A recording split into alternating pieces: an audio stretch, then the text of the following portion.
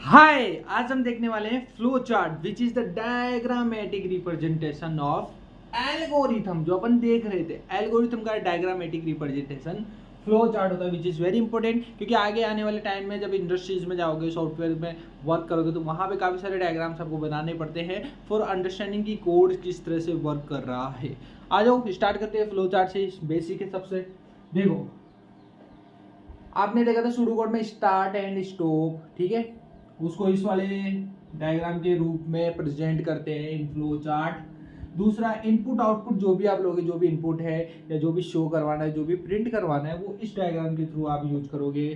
Third आपका है processing, यानी कि कोई भी कैलकुलेशन है, कोई भी मैथमेटिकल ऑपरेशन हो रहा है, what ever is happening, like आप ऐड कर रहे हो, मल्टीप्लाई कर रहे हो, जो भी प्रोसेसिंग हो रही है, that will come into this rectangle.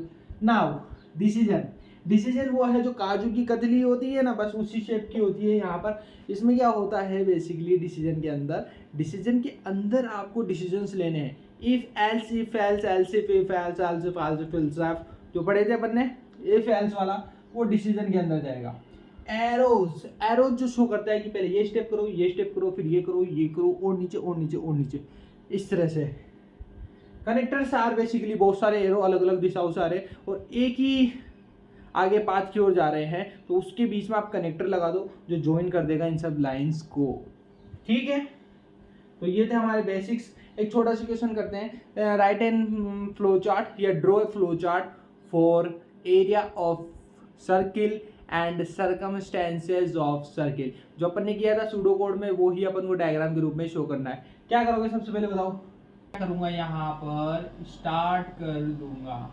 हो गया स्टार्ट, एरो लगाएंगे। अब देखो यहाँ पे फॉर्मूला है pi r square and 2 pi r, दोनों में आर है, रेडियस है, जो एक यूजर देगा अपने अकॉर्डिंग, तो जो भी देगा वो देगा। तो ये एक तरह से इनपुट है, ये लो भाई इनपुट, रेडियस आर, रेडियस बन गई। अब पाई का वैल्यू मैं डिफाइन भी कर सकता हूँ डायरेक्ट, मतलब डायरेक्ट प्रोसेस वाले में भी लिख सकता हूँ, और चाहूँ तो इसको सेट भी कर सकता हूँ। सेट कर रहा हूँ यानी कि प्रोसेस कर रहा हूँ, तो पाई इक्वल टू 3.14, यहाँ पे ये मैंने सेट कर दिया। नेक्स्ट, अब मैं इस पे मैथमेटिकल कैलकुलेशन करने वाला हूँ, तो अगेन एक और प्रोसेसर लूंगा जिसमें एरिया निकलेगा और सर्कमस्टेंसेस दोनों की वैल्यू निकलेगी। ओके, नाउ देखो पाई मैंने यहाँ सेट कर दिया, तो डायरेक्ट करूंगा pi multiply by R multiply by R, इधर 2 multiply by pi multiply by R. अब दोनों वैल्यू आ गई, ए के अंदर और सी के अंदर। तो यहाँ मैं क्या करूंगा, शो ए एंड शो सी,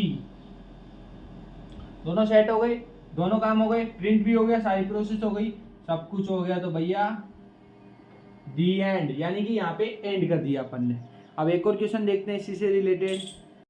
अभी अपन देखेंगे find minimum between two number, दो नंबरों के बीच में मिनिमम ढूंढना है। प्रोसेस सिंपल है। सबसे पहले मैं क्या करूंगा, स्टार्ट करूंगा, स्टार्ट है ये, ठीक है। इसके बाद मैं यहाँ पे लूंगा इनपुट, दो नंबर है तो क्या लूंगा, दो वेरिएबल ए कोमा बी, ठीक है, इसको तिरछा बनाना। नेक्स्ट, नेक्स्ट बताओ क्या होगा। अब चुनना है, हमें डिसाइड करना है, या तो ए आएगा या बी आएगा, दोनों में से एक ही होगा मिनिमम नंबर। देखो या इक्वल भी हो सकते हैं, लेकिन अपन मिनिमम फाइंड आउट कर रहे हैं। तो इस केस में यहाँ लगेगा एक डिसीजन मेकर जो बताएगा if A is less than B, ठीक है। लेस देन मान लो, या लेस देन इक्वल टू भी कर सकते हैं, बट फिलहाल लेस देन ही लेके चलते हैं अपन। अज्यूम कर रहे हैं कि ए और बी कभी इक्वल है ही नहीं, लेकिन मोस्ट ऑफ केस में आप इक्वल टू लिख के आओ, ठीक है।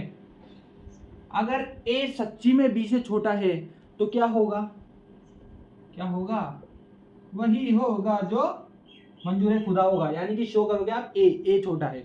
अगर ए छोटा नहीं है तो एल्स में गया, एल्स में क्या शो होगा, शो बी करो भैया, तो शो क्या होगा, बी होगा। यानी कि कोई वैल्यू ट्रू होती है तो इस तरफ, और फॉल्स होती है तो इस तरफ। लेफ्ट साइड में ट्रू, राइट साइड में फॉल्स।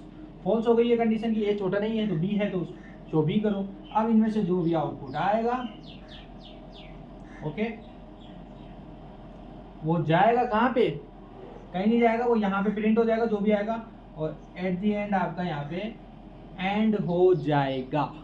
अब एक और क्वेश्चन करते हैं, छोटा सा लास्ट क्वेश्चन करते हैं, उसके बाद वीडियो एंड करते हैं, जिसके अंदर अपन को even and odd number find out करने हैं कि कौन सा इवन है कौन सा ओड है। इवन कैसे बताते हो आप, मैं बताता हूँ। देखो कोई भी नंबर जिसमें 2 का पूरा पूरा भाग चल जाए, यानी कि 6 गया, यानी कि जिसका रिमाइंडर 0 बचे, यानी कि आप 2 में जब 12 का भाग देते हो तो पूरा पूरा चल गया, बचा 0 या 6, ये आपका 0 बचे हमेशा, तो इसको अपन ऐसे लिखते हैं 12% 2 विच इज इक्वल टू 0।